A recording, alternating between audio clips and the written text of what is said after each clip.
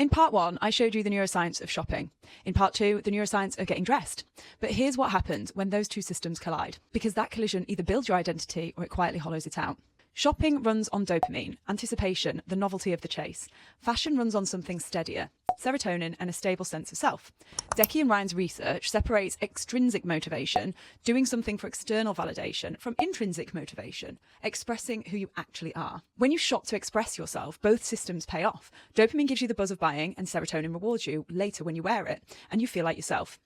But when you shop to escape a feeling, you still get the dopamine hit. What you don't get is the serotonin. Nothing actually gets resolved, so you go back for the next hit, and the loop never closes. Carl Rogers described the gap between your real self and your ideal self as a source of tension. There's a name for this. Compensatory consumption, from Woodruff's work, is the pattern of shopping to close that gap, even though the fix never really holds.